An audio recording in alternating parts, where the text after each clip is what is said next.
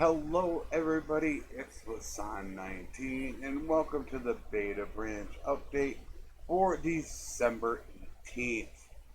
With 1.5.5 being for the most part finished, there's not really much of a beta branch update to do, so I wanted to do something different for you today. Today I want to bring you all the possible and potential changes that are coming to 1.5.6 or beyond. I wanted to give you the latest update as to all the changes that I think are going to be in there and what we might possibly see later on. So that way you have a little bit of preparation to know at what might actually be contained, as I feel that they are really close on 1.5.6, but I know they're still working very hard on it. So my guess has been I thought it would probably come out Monday, maybe Tuesday at the latest. That is my thought process, although I do not have any concrete evidence of that. So without further ado, let us get to all the changes coming up into 1.5.6 or later. The death bug. This I will not really be touching on in this episode, and that is because I did a video on it yesterday. I will leave a link in the description and at the end of this video, in which I give a full account of everything that has happened and that will be happening with the death bug. So I have already run through that in another video, so this should hopefully be addressed with 1.5.6. One of the major things that Mexico has been working on is snowballing. And that is when you can see here that for the most part the Kuzites and the Botanians are steamrolling everybody. You can see the Sturgeons only have one left, and there's not, the Empire is actually, I've kept the Southern Empire in this game. If it wasn't for me, the Southern Empire would be gone by now, and you'd only have one of them left, which would be the Western, since the Northern isn't doing too good either. So that is something that he has worked extensively on. There is a huge snowballing page in the forums when you go to the general discussions for Mount and Blade 2 Bannerlord, and then you go into single player. At the very top where the developers put information, you will see one called Snowballing, in which he runs through all the things that will be going on, and it's not just snowballing. There are other issues. If you want to see that article where he is heavily into the discussions, then that is something that you want to go ahead and see. Now, as far as the implementation, there will be some implementation in 1.5.6. We're going to be doing some testing to see how well it's going to go. It will be a work in progress. I know that Blood Griffin will be doing some major testing for him. In my trader test that I have going on for Mexico, I will also be testing it, as when they do a test, they run the program to where the person has no interaction with the world. However, I'm going to have interaction with the world as a trader, but I will not influence any of the kingdoms because I won't be joining them. So I will also be doing some testing on that issue. It will be a work in progress. So there will probably be additional changes in hotfixes and 1.5.7 and beyond. One of the things that we are still left with that we are hoping to get is going to be the finishing off of the skills.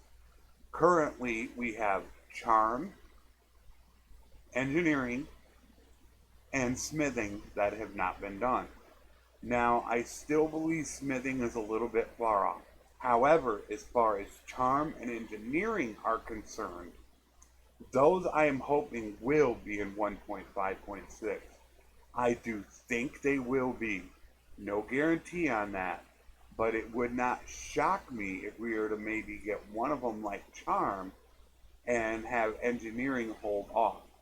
So I don't have any concrete proof on that. However, I feel pretty confident that we should get at least one, hopefully both of the skill trees reworked in 1.5.6. The price of Smith items. As you can see, my two-handed pole arm that I crafted is worth 120,000, more than 120,000. That is going to be changed. You're not going to be able to do that. You're not going to be able to make your quick javelins to make a ton of money. That should be fixed in 1.5.6. It's going to be done. So you're not going to be able to do that. Of course, I have mentioned this. The concern is that Tail World could actually overdo these changes in that they might actually make it that the item is worth less than the materials used to make it. So that is a concern that I'm going to have. I've voiced my concerns in the past before, especially things about trade, in which I've been right about. So be very, very careful when 1.5.6 comes out, and watch the prices of stuff that you make and see whether or not they're going to overdo it. But you should not be able to make these items like this anymore. Now, one thing that will be coming, however, it probably won't be in 1.5.6, and I doubt it's going to be in 1.5.7, is going to be something that they're in the early works on, and this was a feature that was implemented in Warband, is the reasoning for wars in pieces when you make kingdom decisions. Now, I'm not sure if you're going to be able to alter voting in that way, or they're just going to show you the reasons. But in Warband, you used to be able to try to convince the leader to go to war, saying that they're already at war with other nations, or that they took fiefs that we own, to help to try to convince them to do it. So I'm not sure if they're going to implement that, or if they're going to just show you the reasons why, but they're going to give you a better explanation as to why they're going to war or why they're piecing out. Multiplayer. I am going to assume is going to be a lot to do with multiplayer in the 1.5.6 update. I'm seeing quite a bit of Steam activity on their database dealing with multiplayer. So I'm not sure if they're just having problems in certain areas, but it really feels like to me that they're really trying hard to get multiplayer going again. I know it's died off quite a bit lately, and there have been some real huge complaints with it, but it seems like they are trying very hard to work on multiplayer. So don't be surprised if you see a lot of patch notes in 1.5.6 just specifically for multiplayer. Rebellions. What this will entail is when you get lords that are not happy with you, what they're going to attempt to do is have a few lords band together and try to create a new kingdom. So most likely we'll take Zayanica, for example. Let's say I gave that to a lord and he wasn't that happy with me. He might try to take that advantage, recruit a couple clans, in which they will also create possibly a new clan to join. So they're going to add in a clan. So it's going to be an additional one. And they're going to try to hold Zayanica. And if they hold it for a certain amount of time, they should then become a new kingdom. That is the gist of what rebellions will be in the early part. Now, I know there is a lot of work going on with this, and there is a little bit of push and pull at Tail World on exactly how to handle this. So people need to really be careful when dealing with these rebellions. Whether or not they're going to be in 1.5.6 or possibly 1.5.7 is still a little bit up in the air. I don't think they're going to be in 1.5.6. I really think they're going to try to push it back a little further, but they could do it. So it is going to make having good relation with your lords very, very important. So that is something that you're going to want to focus on. So you need to be careful, of course, about handing peace over to people that aren't really happy with you. But then on the other hand, if you don't hand it over to them, then they're going to be unhappy with you and they could leave. So it is going to cause a little bit more of what I call the diplomacy part of the game, where you're going to have to sit there and make smart decisions, kind of how Warband was. If you gave it to a lord that wasn't trustworthy, he could all of a sudden leave your kingdom with it and take the fief with you. So that is something that is going to be in the works. I personally like the aspect of having rebellions. I think that when you get to the late part of the game, it becomes just too repetitive and boring, and there's nothing new that can happen. So, as many things that we can get thrown in there to late game to maybe, throw a little side note here or there to take our attention away to go deal with, and then something else happens. So, once we control half the map, we don't steamroll everybody, because that really feels like what the game is. Once half the map is completed, it's just create an army, take a beat, create an army, take a beat, over and over and over again. And it kind of just becomes a little boring and repetitive, late game is. So hopefully that's the start of something that can actually help the game maybe take a little bit longer, because I know people play the game and they get done with it really quick, and then they might do it once more and then they become bored. Where if they could push these games to take maybe another 5 or 10 years to actually complete, it might not be so boring for people, so they might actually play 3 or 4 games before just becoming bored with it and waiting for the next patch. One terrible issue that we've been putting up with for a long time has been armies running out of food. This is something that I have detailed. I have actually made a video showing it. It was probably about a month ago. I think it's still up on YouTube, where I actually watch an army run out of food. I wait for them to go down to 0 men because they all go unconscious. I walk up and I take the whole army. All the prisoners, all the troops, everything. And there's nothing they can do about it.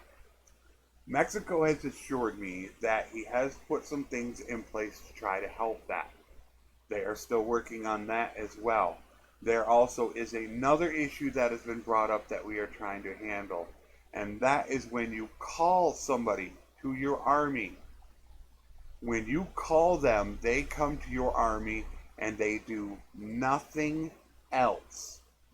So as you can see, these people aren't far away. However, there are times in the late game when you can get people that are 3, 4, 5 days away from you. They are going to travel from that point straight to you nonstop, which means they can run out of food. And when they run out of food, all their people go unconscious. That can develop multiple problems. Problem number 1 is that by the time that they get to you, they're going to have no men. So therefore, they're going to do 2 things. They're going to start taking your food, and then you're going to have to wait for all those people to become conscious again. The other thing is while they're traveling to you, they're running out of men, which makes them a big target to actually get captured before they get to you. This is something we have brought to their attention. I don't think that it has been worked on yet. That is a little bit of coding I think that's going to have to go on to tell them to make sure that they're grabbing food along the way and then still remember that they have to come to us. So that is something we're pushing for them to try to remember, because now with the herd penalty, you can't store thousands and thousands of days of food anymore. So food can be somewhat important when it comes to running an army, especially when your army is 2,000 strong. You're going to end up using up some food, especially if you're going to go deep behind enemy lines to go do things. When Kingdom loses a couple feasts, and then they're not that strong, they have to start paying a lot of tribute. So once they get into a war with 3, 4, 5 people, they're all of a sudden now paying 2, 3, 4,000 tribute to 4 different kingdoms, and it causes them to actually run out of money. And when they run out of money, they can't get any food. They can't hire any troops, and it just becomes a snowball effect where the kingdom just goes down to nothing. This is actually what happened in my general playthrough. Everybody was out of money. I had to actually go give them money, and now they're all doing pretty good now. So I had to spend a lot to get these people back. So I did bring that to Mexico's attention, and he said that there are going to be some issues put in place to try to help that out. We don't know how much that's going to do, but it really was a big issue. And if you want to see how bad it is, watch the, probably about 5 or previous 6 episodes of my general playthrough, and you'll see how terrible it is. Everybody was out of money, basically sitting in one town, just sitting there doing nothing. And when I initially joined them, get ready for this, I was paying about 300,000, I believe, a day in tribute. I think it was 300,000 a day in tribute. And that is because they were unable to pay the tribute. So there was back money saved up every month that they owed.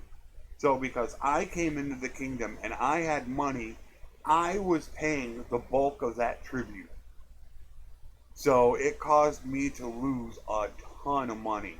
I know I lost well over $500,000 when it happened. So that is something that I brought to Mexico's attention. He has assured me that they are working on that to get that taken care of, because that was a pretty big deal. And I had that documented in my general playthrough. When I first joined the Southern Empire, you can find that episode and actually find out what's going on with that.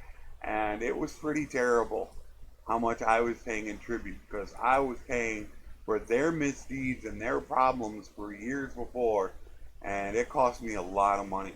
So hopefully that is going to be taken care of. The last thing that I wanted to touch on was the education system. This was brought up in a developer's video probably about 5 weeks ago or so.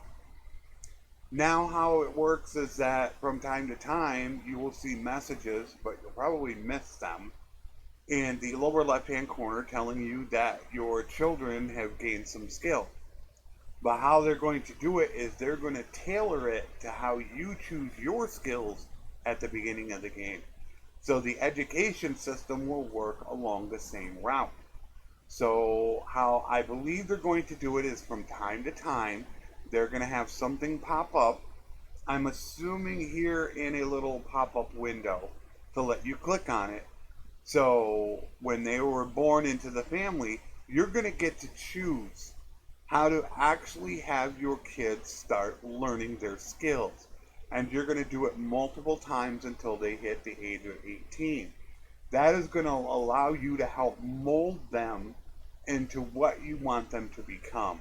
Is it going to be in 1.5.6? That is one of the things that I can say I have no idea. I know everybody is looking forward to it. However, as I said, when it comes to communication from Tail World, it is at an all-time low.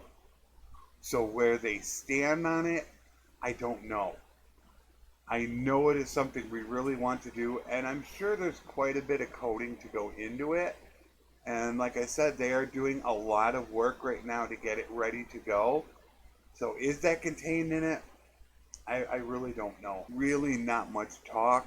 We have tried to get some answers out of them, and we've been met with silence once again concerning it. So my contacts don't deal with the education system, so they don't know whether or not it's going to be in there. We have no idea. As far as all the implementations and the things planned for Bannerlord, that is about what I have for you. It's actually a pretty good list of things that are going on in the game. As you can see, this video did run longer than the normal Beta Branch video. That is because there still are a lot of things going on. I keep notes that I've been doing for months and try to keep track of things as they're going on, because I hit the forums every day. So I try to keep up to date on what's going on, and for the most part, these are the biggest issues that I feel people are looking at. there's more that I could go into. However, I don't want to have this video run too long. As you know, I like to try to keep the Beta Branch videos under 10 minutes in length, just so people can find out the information and get going with their weekend. However, with not having a lot of content right now, I felt that this is going to be a really good time to just take a step back, see where we are in the game, what's coming to us, so that way we have things to look forward to, especially with the holidays right around the corner. So I don't know if you want to call it a Christmas episode, and these are the things that we're going to be unwrapping soon. I don't know if that's going to turn out to be a bad pun or a bad meme or whatever, but I just wanted to give you guys something a little bit different. Instead of talking about some bad things, I kind of wanted to just maybe bring some positive things that we could talk about. So that way, maybe we didn't have to finish the year off with anything negative. We could just look forward to some positive things. And as I said, I'm hoping 1.5.6 will be released by Monday. I'm hoping Tuesday at the latest because I fear that if we don't get it by then, we might not get it this year. So I really think Tail World is pushing hard to get this done by Tuesday. My advice for you guys is have fun this weekend, mess around, do things, do what you normally do, play the game we normally play, and prepare that hopefully during that nice long week stretch where you have a double holiday that you can go ahead and play the game and have fun on a new beta branch. That's the hope that we're going to have. There's no guarantee. So with that said, I will leave a couple videos at the end, and in the description I will leave the death bug in there, so that way if you did not see the death bug video and I run through everything that we've known about it and what's going on with it, I will also leave my top 3 things of how to make money, because in 1.5.6 smithing is supposed to be changed where you're not going to make that money. So I will leave those 2 videos at the end, so that way you can maybe go ahead and check those out if you haven't already. So if I do not have another beta branch before the end of this year, I probably will, but just in case I don't, I do want to say happy holidays to everybody, no matter where you live. I hope that you're safe. I hope that things are going well for you, and I hope you have a very good holiday. Take care, and thanks.